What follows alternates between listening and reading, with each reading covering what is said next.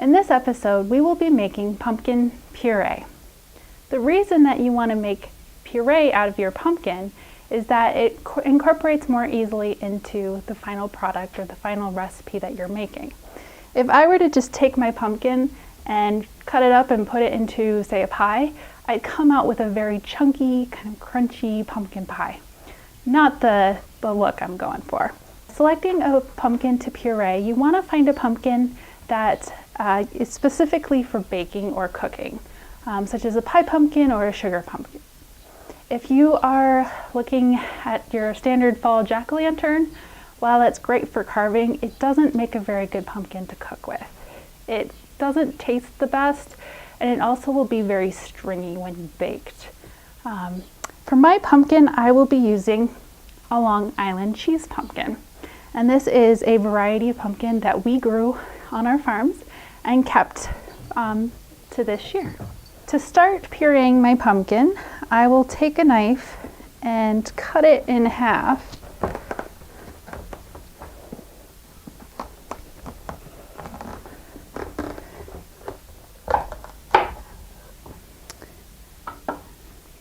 And then here are my pieces. I've cut my pumpkin in half, and I'll scoop out the seeds and the stringy bits from my pumpkin. From what I can tell, early Colorado pioneers probably wouldn't have eaten the seeds as a lot of people like to do today. My guess is that they would clean them and then save them to plant in the spring. It was much better use of the seeds than eating them, because this way you get many more pumpkins in years to come. I've removed all of the seeds and most of the stringiness, and I will slice my pumpkin into smaller pieces. This will help it cook a little bit faster in the oven. Long Island cheese pumpkin is a type of pumpkin. It's an heirloom pumpkin, and an heirloom plant is a type of plant that has been around for a long time. It's been usually passed down from generation to generation through seed saving, and it's often genetically diverse from the type of produce that we find in grocery stores.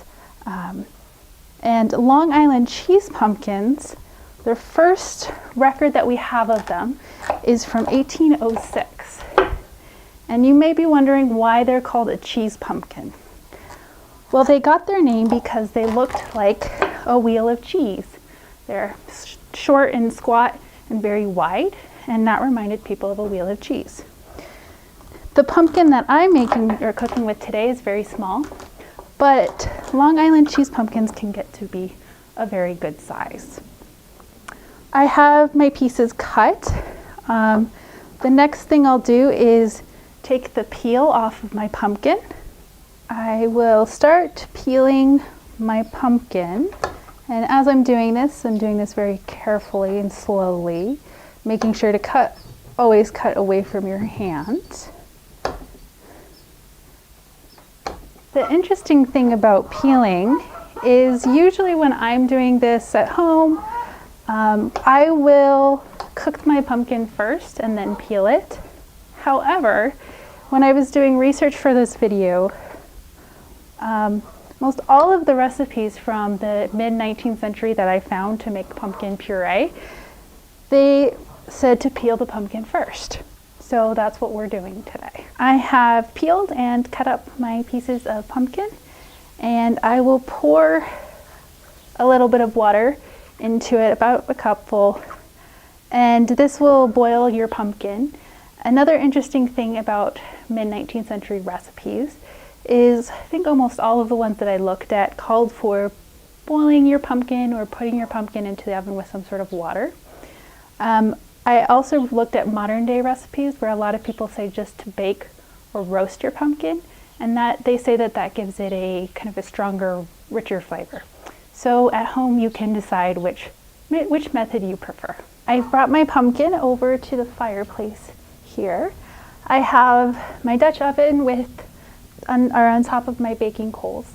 I will put my pumpkin into my Dutch oven to bake using my pot holder to protect my hand. I'll put my lid back on, push pumpkin down a little bit, and then I will put more coals on top.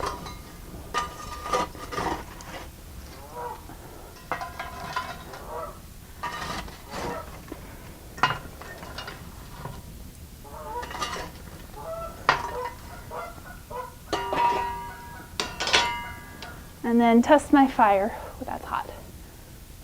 So I would say that's way hotter than 350 degrees, but that's okay. Your pumpkin will take anywhere from 45 minutes to 2 hours. I know that's a wide span of time. It just depends on how big your pieces of pumpkin are, how much pumpkin you have, and how hot your oven is. My sleeve is really hot. So because I don't have a whole lot of pumpkin here, I don't foresee it taking more than 45 minutes to bake. I've brought my pumpkin out of the oven. It's been cooking for about an hour. To test that it's ready to be pureed, I just use a fork and mash it.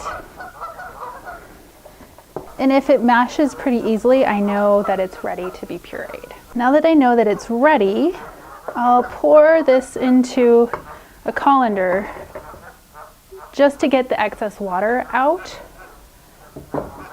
You don't want your pumpkin to be too moist. It can have a little bit of moisture in there, but you don't want it to be too wet. Otherwise, when you bake with it or cook with it, your puree will be very watery, and that can cause problems with your baking later on. So I will take that out. You can see the water dripping out of there. I'll move this bowl of water out of the way, and we can begin the pureeing process.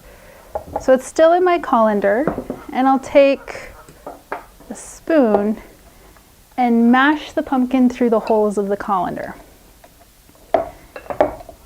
Today, if you have a food processor or an immersion blender or a blender, you can do this process in that. But obviously 1860 Colorado, they didn't have that technology. So this was a good way to get the pumpkin mashed up nicely.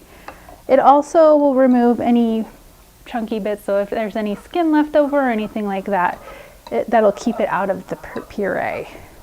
And you can see it's starting to be pressed through.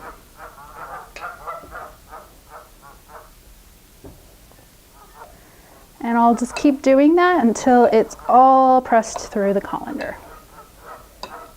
Our puree is finally finished. We don't have a lot of pumpkin puree here because we started out with a very small pumpkin. So if you start with small pumpkins as well, you may need to use multiples of them in order for whatever recipe you're going to be cooking with later on. Thank you for joining us on this episode where we made pumpkin puree. If you would like a link to the recipe as well as where to find Long Island cheese pumpkin seeds, you can do that on our website, the City of Littleton website, under the Littleton Museum page, under Museum at Home. Thank you so much for joining us, and stay tuned to our next episode where we will be making pumpkin soup.